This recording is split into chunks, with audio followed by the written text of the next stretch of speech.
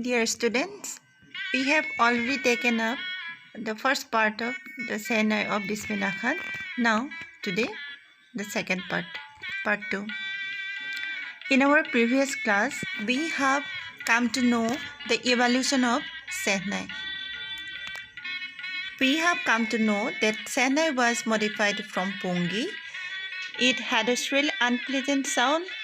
So Aurangzeb banned playing this instrument, so it was modified to Sehnai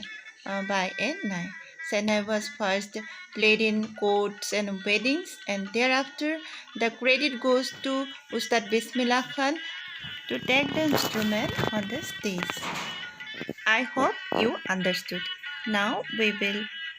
take up next paragraphs. Number 3.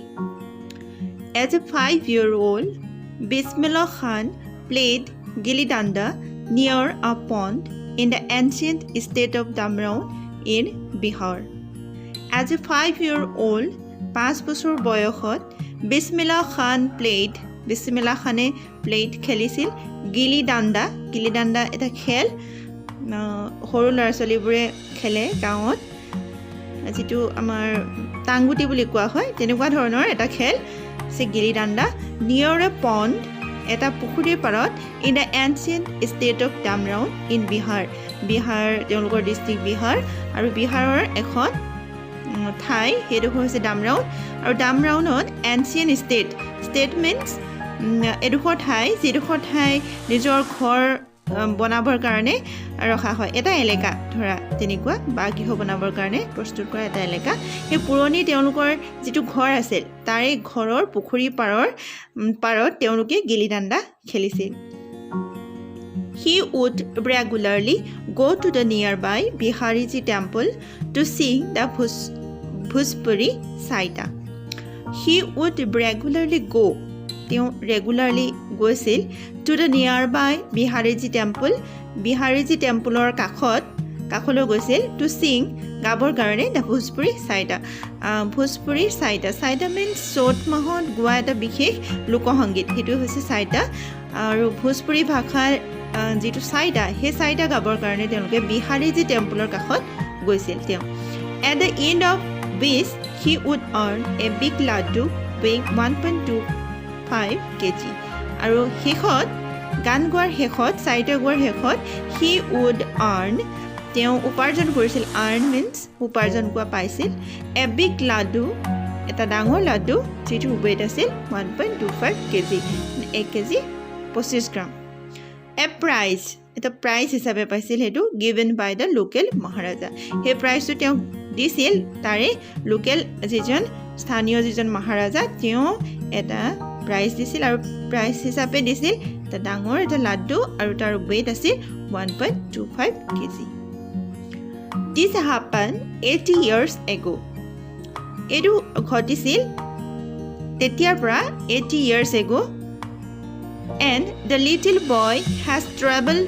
far to earn the high civilian award in India to Bharat Ratna The little boy he সৰু ল'ৰাটো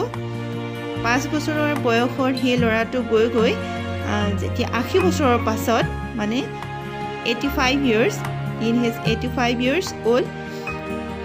he has traveled far to earn the high civilian award in India ভাৰতবৰ্ষৰ আটাইতকৈ ডাঙৰ যেটো অসামৰিক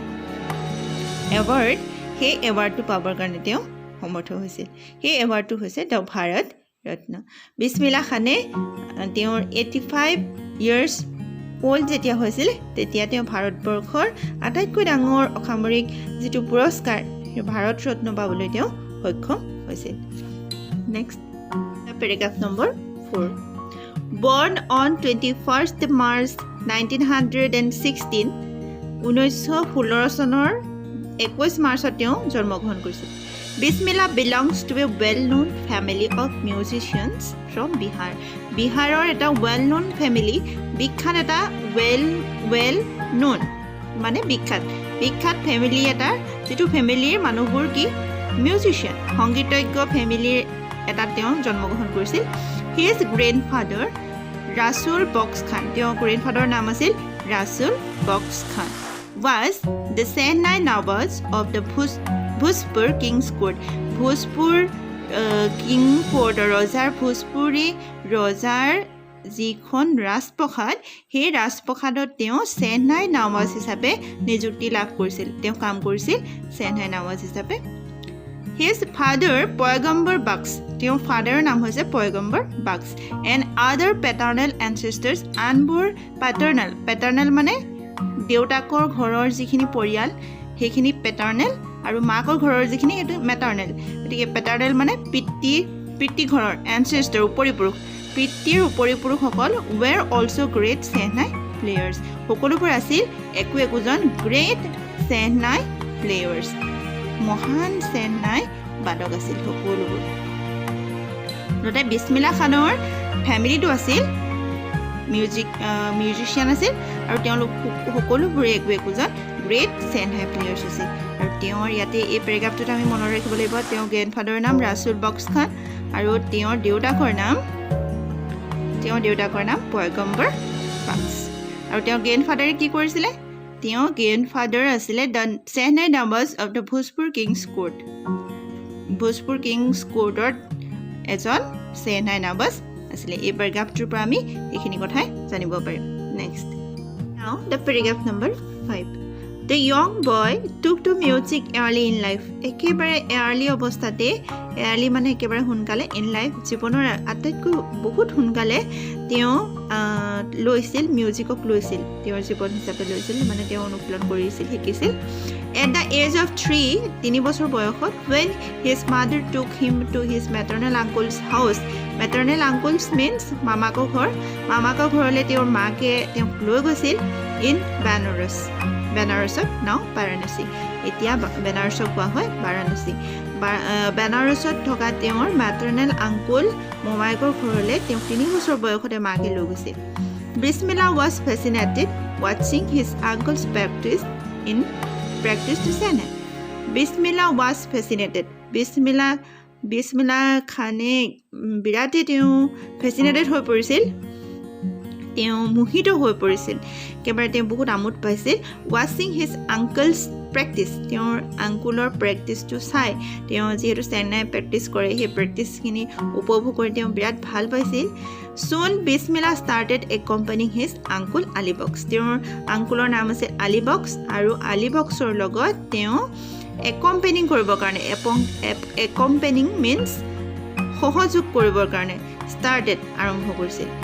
বিছমিল্লা খানে আলী বক্সৰ লগত সহযোগ কৰিছিল to the Vishnu temple of বেনাৰসৰ বিষ্ণু টেম্পলত where Ali Bux was employed to play the সেহনাই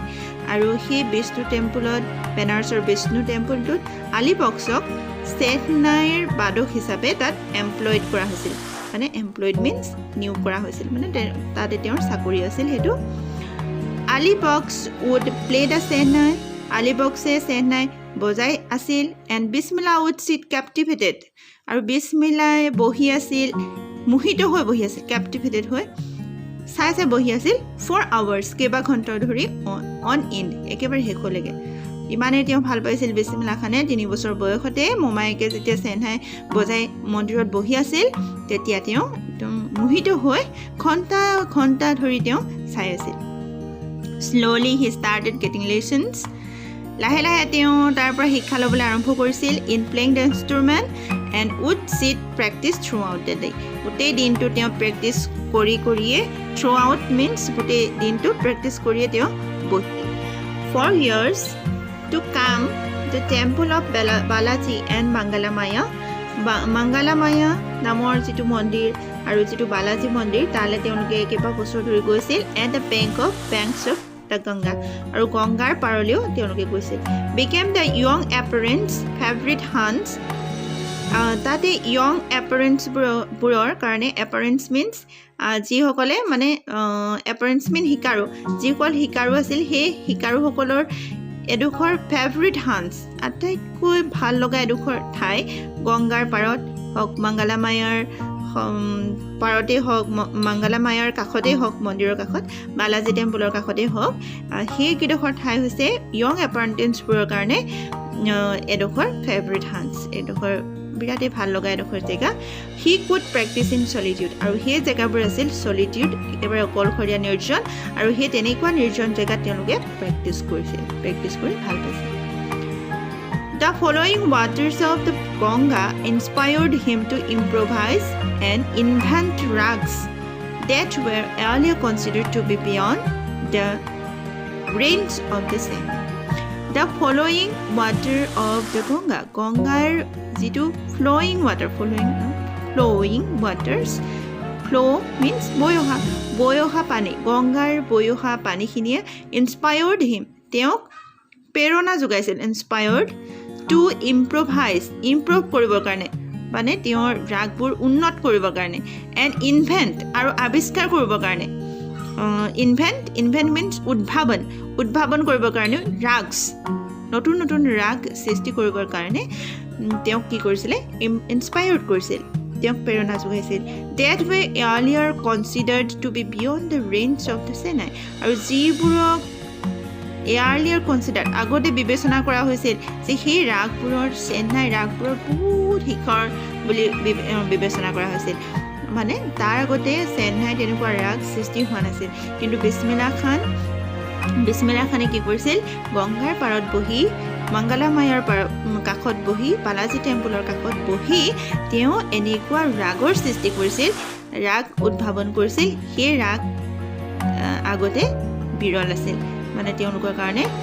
বিবেচনা কৰা হৈছিল যে মানে গ্ৰেট হিচাপে বিবেচনা কৰা হৈছিল paragraph number 6 at the age of 14 years যেতিয়া তেওঁ হৈছিল Bismillah accompanied his uncle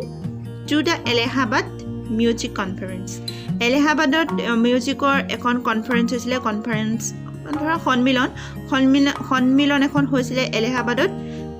আৰু সেই এলাহাবাদত হোৱা সন্মিলনখনত বিছমিল্লা খানে একম্পেনিড কৰিছিল একম্পেনিড মানে সহযোগী হিচাপে তেওঁ গৈছিল মমায়েকৰ লগত at the end of his recital তেওঁলোকে যিটো অনুষ্ঠান কৰিছিল ৰেচিটেল পৰিৱেশন কৰিছিল সেই পৰিৱেশনৰ অন্তত উস্তাদ ফিয়াজ খানে পেটেড দ্য য়ং বয়জ বেক সেই ডেকা ল'ৰাজনৰ সৰু ল'ৰাজনৰ 14 বছৰীয়া বয়সৰ বিছমিল্লা খানক তেওঁ কি কৰিছিলে ফিয়াজ খানে পেটেড মানে মৰম কৰিছিল মূৰত হাত বুলাই মৰম কৰিছিল এণ্ড ছেড আৰু কৈছিল ৱৰ্ক হাৰ্ড কঠোৰ পৰিশ্ৰম কৰা and you shall make it আৰু তুমিও এদিন কি হ'ব পাৰিবা বনাব পাৰিবা মানে তুমিও নিজকে এদিন উস্তাদ বনাব পাৰিবা With the opening of the All India Radio in Lucknow in 1938 came Bismillah's big break. He soon became an often heard Senai player on radio. তেওঁ কৈছিলে যে ফিয়াজ খানে কৈছিলে যে কঠোৰ পৰিশ্ৰম কৰা তেতিয়া তুমি তোমাৰ নিজকে উস্তাদ বনাব পাৰিবা আৰু তাৰ পাছতে with the opening of All India Radio লক্ষ্ণৌত অৱস্থিত অল ইণ্ডিয়া ৰেডিঅ'ৰ যেতিয়া সেই তেওঁলোকৰ অল ইণ্ডিয়া ৰেডিঅ' যেতিয়া অপেনিং কৰা হৈছিলে কাৰ্যালয় যেতিয়া অপেনিং কৰা হৈছিলে কিমান চনত 1938 চনত তেতিয়া বিছমিল্লা খানৰ ব্ৰেক ব্ৰেকিং হৈছিল মানে বিছমিল্লা খানক তেওঁৰ মিউজিক পুৰা মানে প্ৰচলিত হৈছিলে He soon became an often heard Senai player on radio. ৰেডিঅ'ত তেওঁৰ often heard প্ৰায় শুনি থকা often heard মানে প্ৰায় শুনি থকা ধৰা প্ৰতিদিনাই শুনিবলৈ পোৱা যায় চেন্নাই তেওঁৰ চেন্নাই বাদন প্ৰতিদিনাই শুনিবলৈ পোৱা যায় অল ইণ্ডিয়া ৰেডিঅ'ৰ প্ৰগ্ৰেমত অনুষ্ঠানবোৰত বিছমিল্লা খানৰ চেন্নাই শুনিবলৈ পোৱা যায় next paragraph When India gained independence on 15 August 1947 যেতিয়া 15 আগষ্টত ভাৰতবৰ্ষই স্বাধীনতা গেইন মানে লাভ কৰিছিল বিছমিল্লা খান became the first Indian Bismillah খান হৈছিলে প্ৰথমজন ব্যক্তি to greet the nation আমাৰ এই জাতিটোক আমাৰ ভাৰতবৰ্ষ স্বাধীনতাৰ পাছত আমাৰ যিটো নেশ্যন আমাৰ সৃষ্টি হৈছিলে সেই নেশ্যনক গ্ৰীট কৰিব পৰা ব্যক্তি মানে সন্মান জনোৱা with his Senai মানে যিটো প্ৰগ্ৰেম হৈছিলে আমাৰ 15 আগষ্টৰ স্বাধীনতা দিৱসৰ প্ৰথম দিনা যিটো প্ৰগ্ৰেম হৈছিলে সেই স্বাধীনতা দিৱসৰ দিনা প্ৰথম গোটেই ভাৰতবৰ্ষৰ মানুহকে সম্ভাষণ জনাইছিল চেহনাই বাদন কৰি গতিকে তেওঁ হৈছে the first Indian to greet the nation আমাৰ ভাৰতবৰ্ষৰ মানুহবোৰক সম্ভাষণ জনোৱা তেওঁ হৈছে প্ৰথম ব্যক্তি আৰু তেওঁ কি কেনেকৈ সম্ভাষণ জনাইছিল চেহনাই বাদন কৰি He poured his heart out into rag kafi from the Red Fort to an audience which include Pandit Jawaharlal Nehru. আৰু তেওঁ poured তেওঁ কি কৰিছিলে তেওঁ ঢালি দিছিল poured মানে তেওঁ সুৰ তেওঁ সকলোৰে মাজত বিয়পাই দিছিল his heart তেওঁ অন্তৰৰ পৰা সুৰটো তেওঁ ওলাইছিলে heart out into rag kafi আৰু তেওঁ যিটো ৰাগ বজাইছিলে সেই ৰাগটো হৈছে কাফি from the Red Fort আৰু যিডোখৰ জেগাত আমাৰ স্বাধীনতা দিৱসৰ প্ৰগ্ৰেম হয় সেইটো হৈছে ৰেড ফৰ্ট লালকিল্লাত তেওঁ তেতিয়া কি কৰিছিলে তেওঁ অন্তৰৰ পৰা কাফিৰ ৰাগটো তেওঁ মানুহৰ মাজত বিলাই দিছিল তেওঁ ইমান সুন্দৰকৈ বজাইছিল to an audience which included আৰু তেওঁৰ অডিয়েন্সবোৰৰ ভিতৰত অডিয়েন্স মানে দৰ্শকবোৰৰ ভিতৰত included অন্তৰ্ভুক্ত হৈ আছিল পণ্ডিত জৱাহৰলাল নেহৰু তেওঁৰ দৰ্শক হিচাপে আছিল who later gave his famous Tryst with Destiny speech আৰু সেই জৱাহৰলাল নেহৰুৱে পাছত তেওঁ বক্তব্য দিছিলে তেওঁৰ যিটো ভাষণ দিছিলে সেই ভাষণটো স্পীচ মানে তেওঁৰ যিটো বক্তৃতা দিছিলে যিটো ভাষণ দিছিলে সেই ভাষণটোৰ নাম কি আছিলে Tryst with Destiny তেওঁৰ ভাষণটোক Tryst with Destiny হিচাপে নামকৰণ কৰা হৈছিলে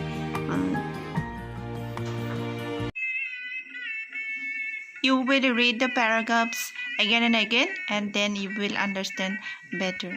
Your understanding will be better. এতিয়া তোমালোকে ভালকৈ বুজি পাবা. Now we will discuss the textual questions and answers. Trick the right answer. শুদ্ধ উত্তৰটো নিৰ্বাচন কৰা. ইয়াৰে আমি 1 and 2 discussed in our previous class. Now 3 and 4. BC 3 and 4. Bismillah Khan's paternal ancestors were Barbar professional musicians. Professional musicians সংগীতজ্ঞ and Barbar মানে নাপিত. এতিয়া ইয়াতে বুজাইছে যে বিছমিল্লাহ খানৰ উপৰি পুৰুষসকল কি আছিল ইয়াৰ এনসাৰটো হৈছে professional musicians. Next 4. Bismillah Khan learned to play the sehnai from Ali Baks, Paigambar Baks, Ustad Fiaz Khan. বিছমিল্লাহ খানে সেহনাই বজাবৰ কাৰণে শিকিছিল কাৰ পৰা শিকিছিল এই তিনিজন ব্যক্তিৰ ভিতৰত আলী বক্স হৈছে তেওঁৰ মোমায়েক পয়গম্বৰ বক্স হৈছে তেওঁৰ দেউতাক উস্তাদ ফিয়াজ খান যিজনে তেওঁ মৰম কৰিছিলে তেওঁলোকৰ ভিতৰত কোনজনে তেওঁ শিকাইছিল ইয়াৰে শুদ্ধ এনসাৰটো হৈছে Ali box Bismillah Khan learned to play the sehnai from Ali Baks. Number 5 we will discuss later. Now answer these questions in 30 to 40 words. When and how did Bismillah Khan get his big break? কেতিয়া আৰু কেনেকৈ বিছমিল্লাহ খানে তেওঁ মানে জনপ্ৰিয় হৈছিল Bismillah Khan got his big break with the opening of All India Radio in Lucknow in the year 1938. 1938 চনৰ Lucknow all India ৰেডিঅ'ৰ অপেনিং অনুষ্ঠানৰ পৰাই তেওঁ জনপ্ৰিয় হৈছিল He started to play there regularly তাতে তেওঁ বজাইছিল and soon became an often heard Sehnai player on radio আৰু তাৰে পাছৰ পৰা তেওঁ প্ৰায় শুনা গৈছিল তাৰে এজন Sehnai প্লেয়াৰ হিচাপে তেওঁ সদায় তেওঁৰ সংগীত শুনা পোৱা গৈছিল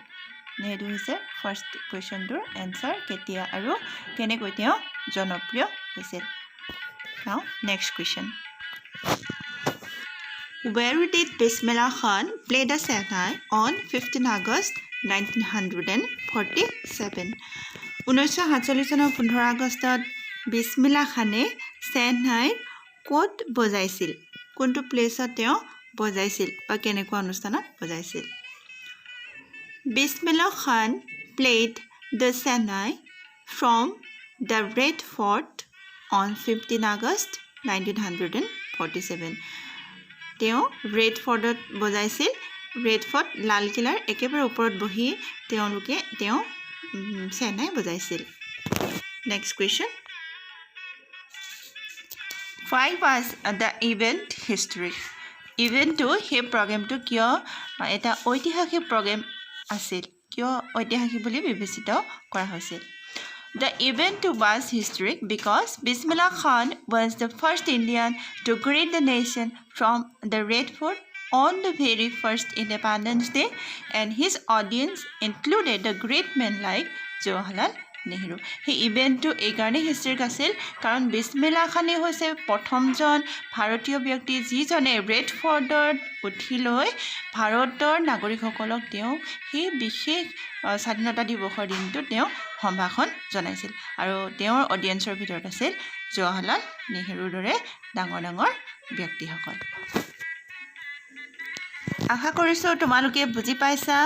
we will discuss the next paragraphs in our next class